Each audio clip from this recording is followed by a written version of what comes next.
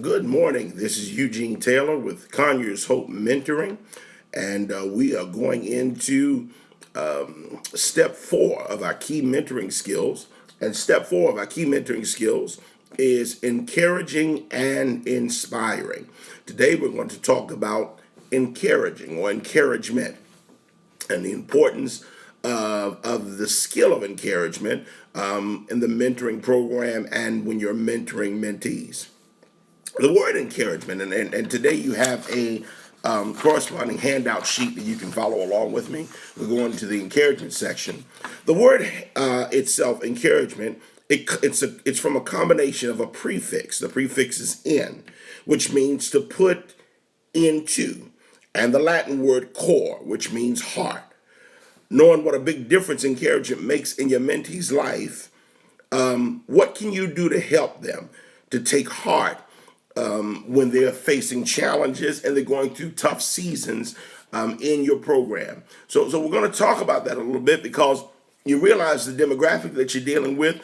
Some of your mentees have never had encouragement before, and they've never had someone put into their heart and take the time and put into them when they were going through challenging seasons. So we're going to talk about the significance of that. We're going to give some examples of what we can do to make that part successful. You know, Dr. Phillips Jones, he says that giving encouragement is the mentoring skill valued the most by mentees. When mentees are being mentored, a lot of times they're wondering, okay, am I doing this right? Am I following protocol? Am I doing what the mentor wants me to do? And because that question constantly lays over their head, many times the mentee, when they receive encouragement, it gives them a boost of adrenaline. And not just the mentee, you as well. When we are encouraged, encouragement feels good. Encouragement is like putting gasoline in a tank. It causes us to go further. It gives us the ambition and the zeal to move forward in whatever we're doing. So I want to talk about that skill because it's very important. You know the demographic that we're dealing with. We're dealing with teenage pregnancy. We're dealing with homeless situations, and we're dealing with even people that have been challenged financially. And many times in that demographic, people have been devastated by the cares of life. They've been devastated by their circumstance, and they really don't know what it is to be encouraged. And what happens when you don't know what it is to be encouraged, you just kind of fall into a rut. I like to call the rut that I can't do it rut. And many times they will drop tasks and not attempt to move forward zealously with tasks because they slip into the comfort zone of just saying, I can't do it. I can't get it done.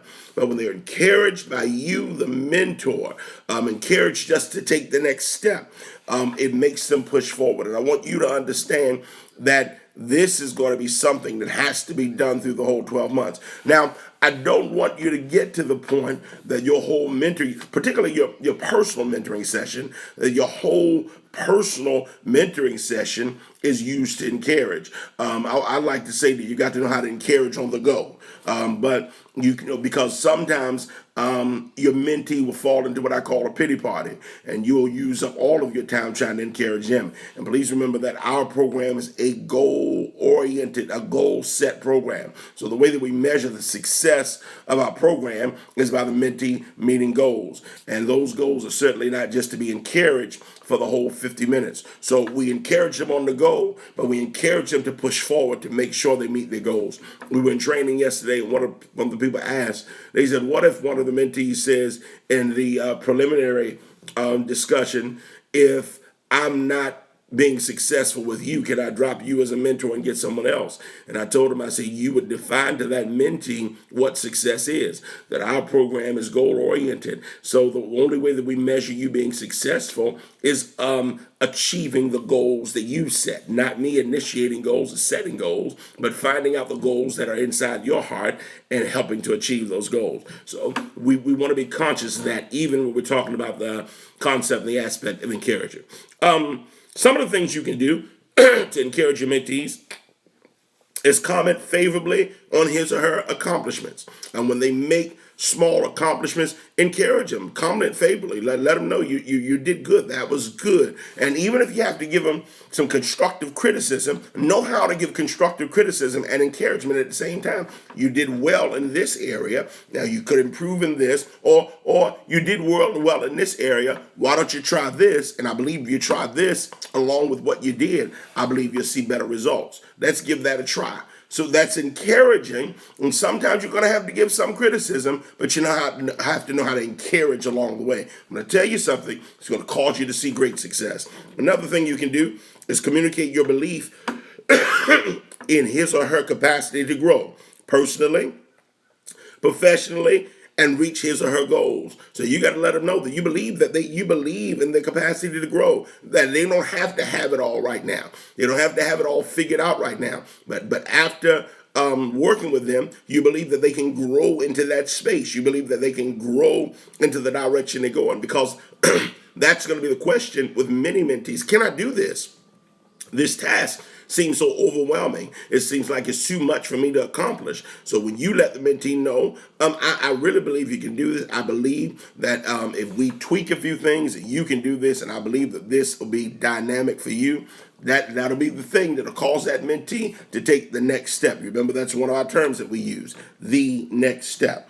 Thirdly, respond to his or her frustrations and challenges with words of support, understanding, encouragement, and praise. So sometimes in the process, the mentee is going to be frustrated. You let them know, hey, it's all right to be frustrated, and it's all right for you to let them know I've been there. And it may be that you need to take a step back and look, because sometimes when you're too close up on a situation, you can't see it clearly. So you let them know, hey, I've been there, and you've got to know how to encourage them in their frustrations, because I promise you that they will have frustration. You know why? Because they're going into unexplored territory by them. They've never been into this territory. And many times we get excited when we talk about going into places and new places. That's great and wonderful, but we still have to consider that we've never been in that place before. Many people love to go to Paris.